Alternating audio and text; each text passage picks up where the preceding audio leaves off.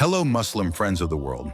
In a small town located at the foot of the Italian mountains, there stood an old church that had been standing for hundreds of years. This church was known by the locals as a place of worship filled with history and tradition.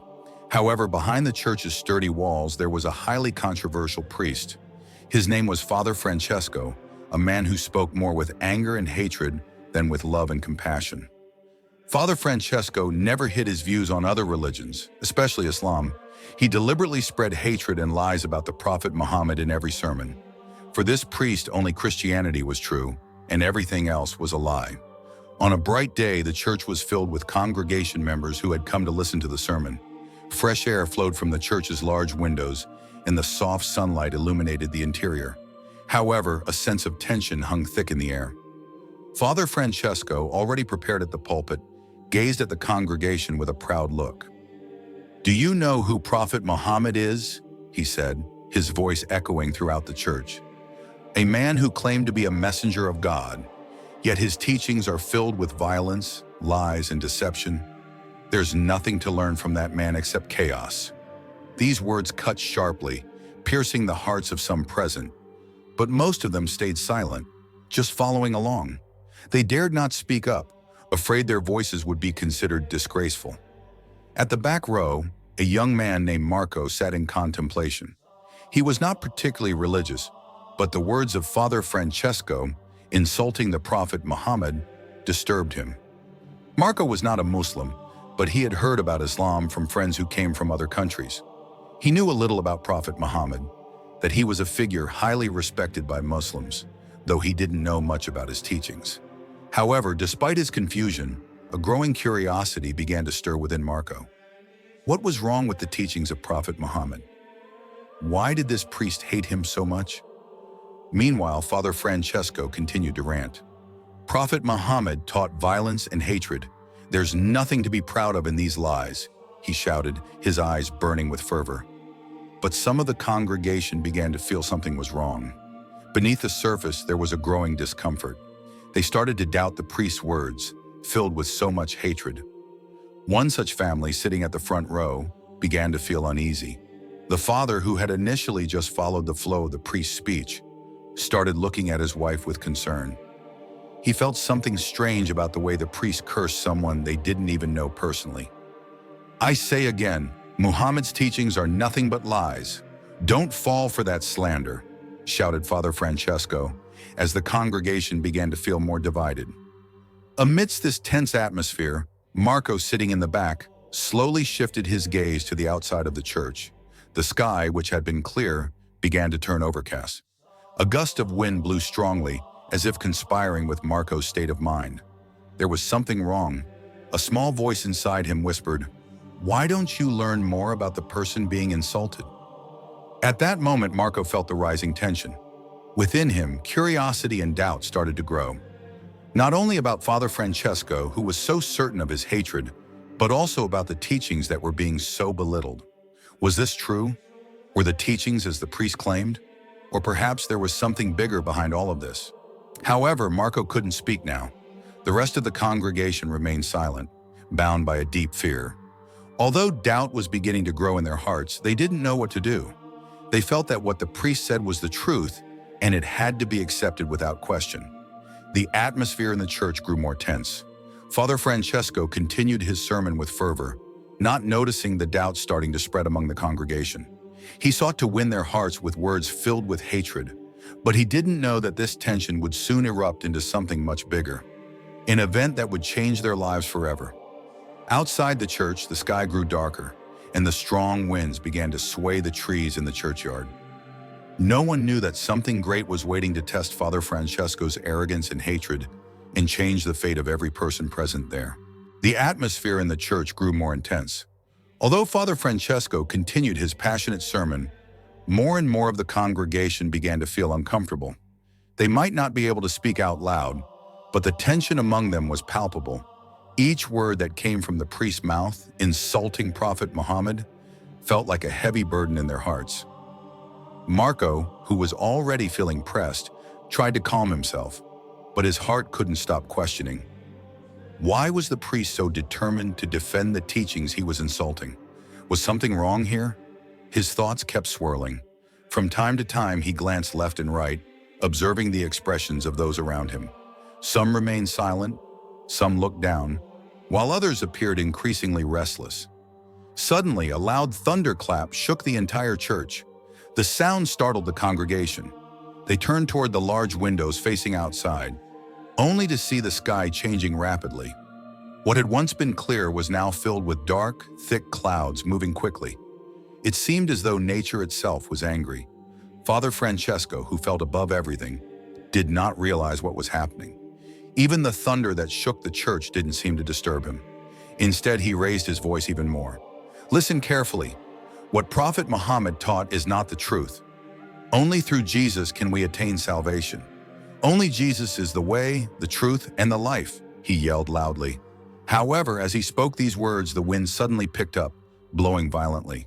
The church windows trembled, as if the world outside was responding to the violence of the priest's words. The congregation, which had initially been silent, now felt a strange sensation. There was a vibration in their bodies that made them more uneasy. Something big seemed to be approaching. Marco, sitting in the back, now felt an overwhelming sense of restlessness. His heart raced.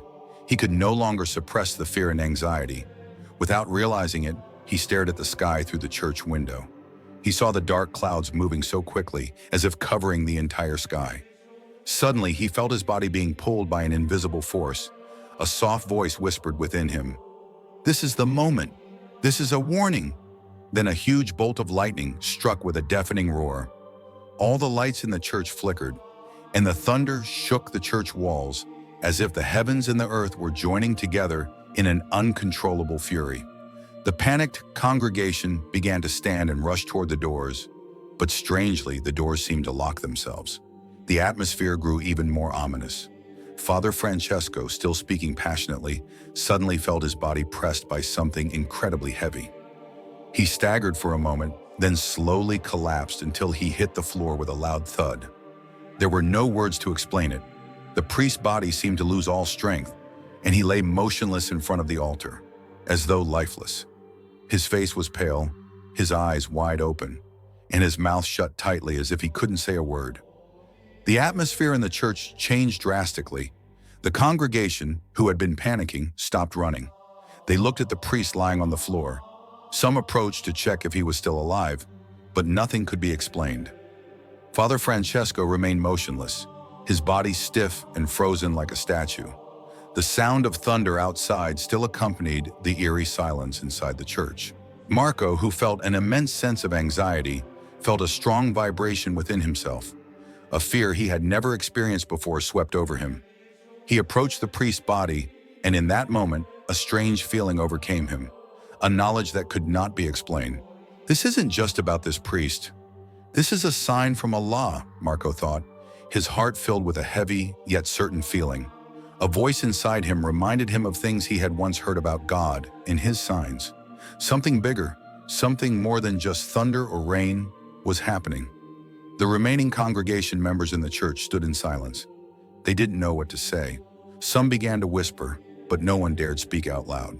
All their gazes were directed at the priest lying on the floor and at Marco, who now stood with a piercing look at the priest's body. No one knew what had truly happened, but one thing was clear: this was an event they would never forget. A sign from Allah that came suddenly and unexpectedly, something much bigger than they had imagined. In that moment, amidst the eerie silence, Marco felt his heart begin to open wider than it ever had before. He felt that there was something he had to do, a strong calling that he could not ignore. Amidst the pouring rain and the thunder still roaring, Marco knew his life's journey had just begun, and it would bring about great change, not only for him, but for everyone present in that church. Was this a sign from God? A warning that could not be ignored? An opportunity to find the true truth? Marco didn't know the exact answer, but his heart was now filled with a deep longing to learn more, to search deeper.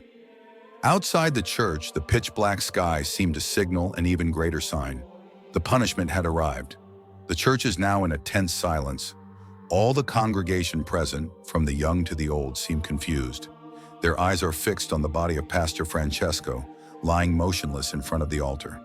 Even the wind, which had been strong before, has suddenly stopped, as if the world has paused for a moment. The atmosphere is strange, filled with questions. The thunder outside has vanished, leaving behind the cold, intense air. Marco stands there, silent, his body trembling. His heart is filled with emotions that are hard to explain. He doesn't know what to do, but a strong feeling flows within him, as if a force is urging him to act. He feels there is something that must be revealed. This is not the end, Marco whispers to himself. This is the beginning of something greater. With a pounding heart, Marco slowly steps closer to Pastor Francesco's body. The congregation, previously confused, begins to gather. They look at each other with fearful eyes, as if waiting for a sign, waiting for someone to lead them out of this confusion. A young mother sitting in the front row, holding the hand of her scared child, slowly stands up and walks toward Marco. She gazes at his face with doubt, as if searching for an answer to the strange event that just occurred. "What happened, Marco?" she asks, her voice trembling. "Is this a punishment from God? Why isn't the pastor moving?" Marco looks at the body of the pastor. His heart hardens. Suddenly he feels as though a soft voice is touching his heart. "You cannot remain silent. This is the time to seek the truth. God is giving a sign." With firm determination, Marco turns to the mother and some of the congregation who are beginning to approach. "This is a warning, a sign from God. We cannot continue living in lies," Marco says in a soft but confident voice. "What we've been hearing may not all be true. We must seek the true truth." His words sound strange to some, but there is something in Marco's voice that makes them unable to ignore it. They feel there is a hidden truth in Marco's words, even though they find it hard to fully understand. Then Marco decides to take further action. He knows this is an opportunity that must not be wasted. He raises his hand and says, "It is not only the pastor who needs help, we also need light. A light that will guide us to the right path." Marco then leads them in prayer. It is not the usual prayer they recite in the church, but a prayer that comes from a heart full of remorse and hope. A prayer asking for guidance from God, a prayer asking for forgiveness, and a prayer longing for peace. The congregation, who had been uncertain, begins to follow. They don't know why, but their hearts are compelled to follow Marco. They stand together, joining hands and lifting their faces to the sky, which now seems calmer, though still holding traces of anger that have not yet fully subsided. "God, forgive us. Give us your guidance. Show us the right path," Marco says, his voice filled with sincerity. Suddenly, outside the church, the wind that had disappeared returns, blowing gently. The dark clouds begin to disperse, and the sunlight, which had been blocked, begins to break through the gaps in the clouds. A beautiful and warm light shines down on the church. The congregation, who had been confused, now feels a profound peace flowing into their hearts. In the midst of the prayer, Marco feels a great change. His heart, which was once restless, now feels calm. It is as if a great force has touched his soul. He feels as though a great truth is being revealed to him. Before he can say anything else, someone from the back of the church begins to utter an unexpected phrase. "Ashhadu alla ilaha illallah. Wa ashhadu anna Muhammadur Rasulullah." The words are soft but clear. Marco turns and sees an elderly man who had always seemed quiet in the back row. The man, with a weak voice but full of conviction, recites the 2 sentences of the Shahada. His eyes, once gloomy, now shine with hope. He doesn't know why he is saying it, but he feels a strong call in his heart to utter it. Several other congregation members, hearing these words, feel their hearts moved. They feel a light so bright, filling their hearts, dispelling the confusion and fear that once haunted them.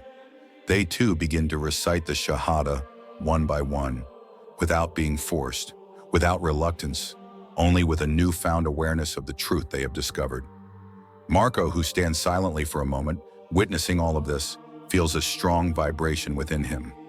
He knows this is what he has been searching for all along. This is the true path. He too recites the Shahada with full conviction. "Ashhadu alla ilaha illallah, wa ashhadu anna Muhammadur Rasulullah." With those words, Marco officially embraces Islam.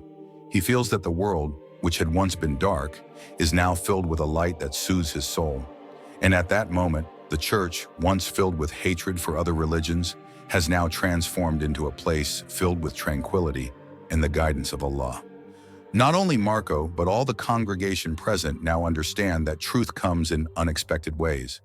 They begin to look at each other with love, remembering that Allah is the most merciful and most compassionate, and the right path has been revealed to them.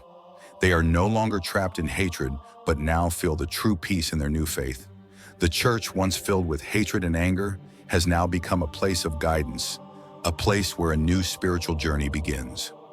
The affliction that befell Pastor Francesco was the beginning of a greater change, a change that led them to the ultimate truth.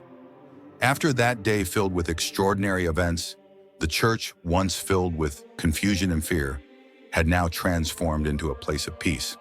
A few days after the incident involving Pastor Francesco, the congregation that had been present that day began to find a new path in their lives. Those who had once been bound by narrow beliefs now felt the freedom to seek the true truth. Marco, who had embraced Islam, along with several other congregation members, felt his life had changed 180 degrees. When he first recited the Shahada, it felt as though a heavy burden that had been constraining him had finally been lifted. A peace he had never experienced before flowed into his heart. He felt as if he had been reborn, as though a new world had opened up before him. The first few days after becoming a full Muslim were filled with confusion and questions, but they were also filled with a strong desire to learn more about Islam. Marco couldn't wait to delve deeper into the teachings of Prophet Muhammad, peace be upon him, and uncover the hidden secrets of life that had long been buried. One afternoon, Marco sat outside his home, reflecting under the vast blue sky. He watched the children playing in the park, their laughter bringing a sense of peace. Marco smiled, feeling how much more meaningful life had become. All of his confusion about life, God, and the true path started to be answered. Suddenly, a middle-aged woman, who had embraced Islam just a few days ago, approached Marco with a wide smile. She was the mother of the little child who had sat near Marco on the day of the event. "Marco," said the woman in a gentle voice, "you know, I never thought I would come to this point. I don't know why I followed your words in church that day, but my heart convinced me that I had to do it. I feel like I found a peace I've never experienced before." Marco looked at the woman with deep gratitude. "We are all chosen to receive guidance, ma'am. What happened was not by chance. Allah gave us the opportunity to find His path, even though we had to go through many trials and tests. I feel that the events of that day were Allah's way of showing us the truth, and now we must follow Him with all our hearts."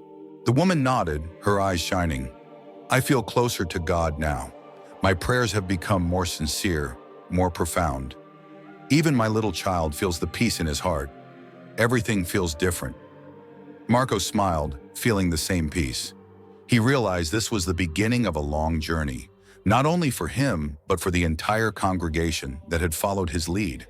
They now supported one another on their new journey toward the truth. As days went by, their lives began to feel brighter.